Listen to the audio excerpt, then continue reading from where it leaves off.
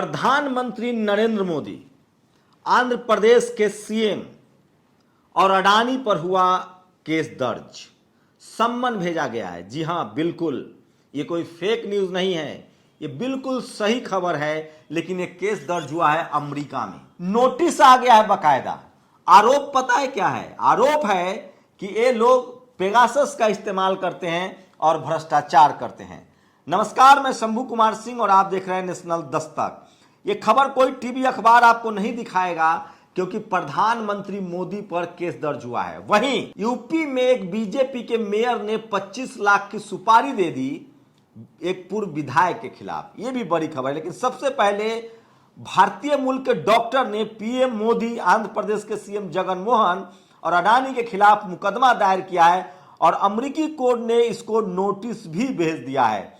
जब आप इस पूरी खबर को समझेंगे तो आप हिल जाएंगे।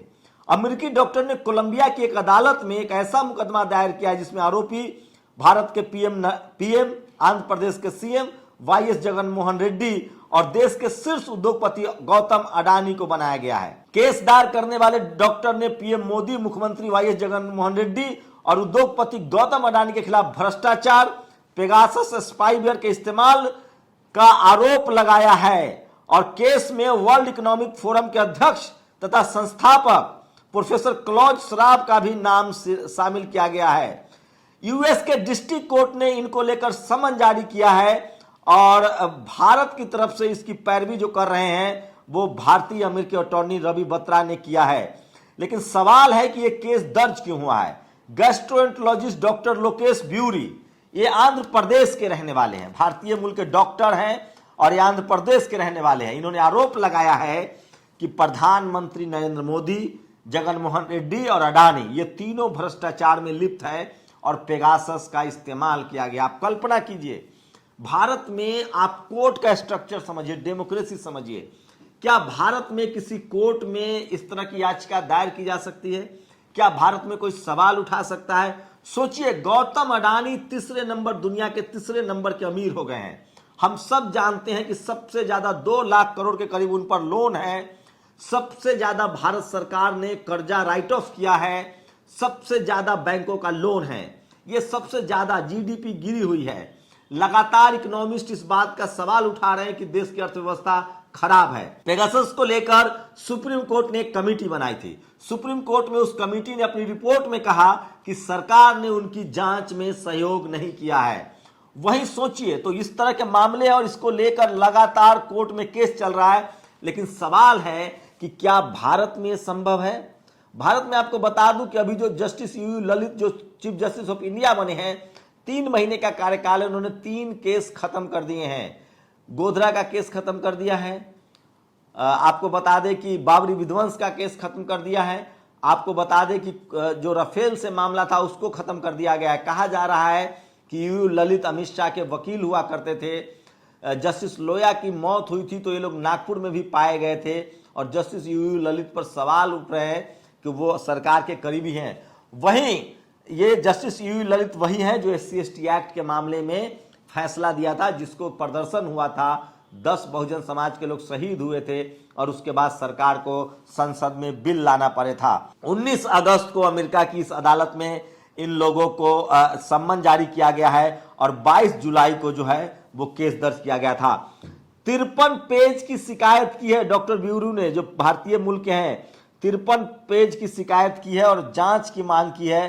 तो आप समझ सकते हैं कि दुनिया भर में इस तरह की खबरें चल रही कि भारत में डेमोक्रेसी जो है वो अपनी अंतिम सांसें गिन रहा है और प्रधानमंत्री के खिलाफ दुनिया के दूसरे कोर्टों में केस दर्ज हो रहे हैं।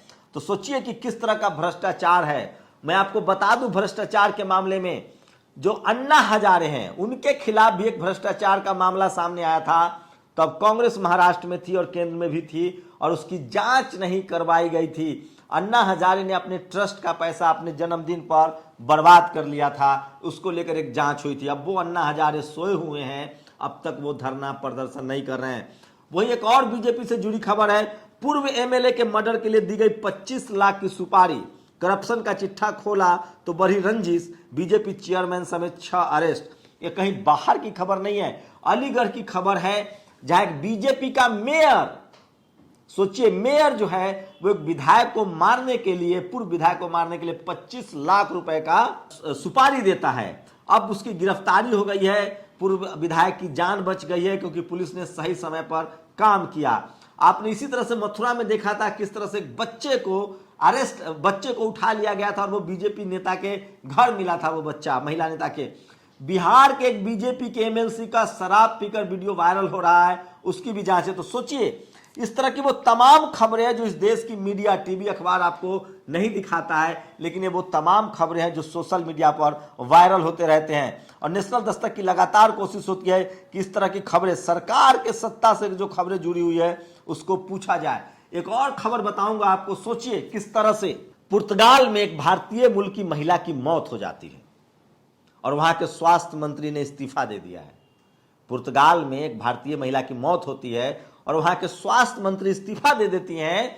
बच्चा को बचा लिया गया है, मां की मौत हो गई, लेकिन वहां की महिला स्वास्थ्य मंत्री ने इस्तीफा दे दिया, यह कहकर कि ये मेरी नैतिक जिम्मेदारी है। अब आप इस वीडियो को देखिए। आ जाओ, जल्दी आ जाओ। हम चेहरा ब्लर करके दिखा रहे हैं, ये वीडियो है। 5 साल के बच्चा गोद में लेकर एक मां रो रही है। अनुराग द्वारी ने इसको वीडियो को शेयर किया, एनडीटीवी के बड़े पत्रकार हैं। और सोचिए, मनसुख वाडिया, चौहान शिवराज सिंह, मध्य प्रदेश की खबर है। ये बच्चा जो है अपनी मां के गोद में दम तोड़ देता है क्योंकि बच्चा आरोग्य केंद्र पहुंच गया लेकिन उसे देखने कोई डॉक्टर नहीं आया। मध्य प्रदेश की खबर है। एक और खबर बता रहा हूं, सोचिए किस तरह से मध्य प्रदेश की खबर है। Husband of a pregnant woman carried her to hospital a push cart. ठेले गाड़ी पर एक महिला को उनका पति ले जा रहा है, वो प्रेग्नेंट हैं, लेकिन सोचिए इस देश में 70-75 सालों से जो लोग सरकार में हैं उनकी जाति पता कीजिए, पार्टी पता कीजिए और किस तरह की राजनीति हो रही है। मायावती हो, अखिलेश हो, लालू यादव हो, ये सब लोग स्कूल अस्पताल बनाने की राजनीति करते थे, विकास की राजनीति करते थे। जब से गाय गोबर गौमूत्र की राजनीति आई है, स्कूल अस्पताल एजेंडे में नहीं है। और शायद इसीलिए सिसोदिया की आपको तारीफ करनी होगी जिन्होंने स्कूल को एक राजनीतिक विषय बना दिया है, डिस्कोर्स बना दिया है। तो आप सोचिए, पुर्तगाल में एक भारतीय महिला की मौत होती है, वहां के हेल्थ मिनिस्टर इस्तीफा दे देते हैं। भारत में ऐसा संभव है क्या? लेकिन मेरा सवाल इस देश के उन लोगों से है जो media, judiciary, college, university, bureaucracy और बिजनेस में हैं, जो पढ़े लिखे हैं। मैं उन लोगों से सवाल नहीं पूछ रहा हूं जो आज भी मजदूर हैं, मजबूर हैं, जिनको मजबूर बना के रखा गया है। सवाल है कि ये पढ़े लिखे लोग क्यों नहीं दबाव बनाते हैं अस्पताल के लिए, स्कूल के लिए? कौन लोग हैं जो दिन भर हिंदू मुस्लिम में खेल को फंसा के रखते हैं? मैं एक अगली रिपोर्ट में बताऊंगा कि एनसीआरबी के आंकड़े आए हैं, सबसे ज्यादा इस देश में, राज्य कोई भी हो, एससी, एसटी, ओबीसी के लोग मारे गए हैं जातीय हिंसा में, जाति के आधार पर उन पर अत्याचार हुआ है। लेकिन सोचिए इस देश का मीडिया, आपको लगता नहीं है कि एक दिन मीडिया इस देश में हेल्थ का खबर चलाए, सरकार की चूल्हे हिल जाएंगी? एक दिन स्कूल की खबरें चलाए, सरकार की चूल्हे हिल जाएंगी? एक दिन बेरोजगारी की खबर चलाए, सरकार की चूल हिल जाएंगी? मैं इसीलिए कह रहा हूं, इस देश की बर्बादी के लिए अगर कोई जिम्मेदार है तो वो इस देश का मीडिया है, जो भ्रष्टाचार, बेरोजगारी, करप्शन, स्कूल, अस्पताल, देश की सुरक्षा पर बहस नहीं करती है। वहां जिन राज्यों में बीजेपी या सवर्णों की सरकार है, और इस देश की बर्बादी के लिए यही जिम्मेदार है। आपकी प्रतिक्रिया बहुत जरूरी है क्योंकि सोशल मीडिया ही बहुजन मीडिया, और यही सोशल मीडिया आपको मौका उपलब्ध कराता है और आप अपनी बात रख सकते हैं। मैं फिर कह रहा हूं, इस देश की बर्बादी के लिए मीडिया जिम्मेदार है। सरकार की इतनी हैसियत नहीं है कि मीडिया को बैकआउट कर दे, लेकिन जिस देश की मीडिया जाति और धर्म देकर खबर चलाए, उस देश की डेमोक्रेसी, उस देश की जनता की बर्बादी से कोई नहीं रोक सकता है। आपकी प्रतिक्रिया बहुत जरूरी है। शुक्रिया।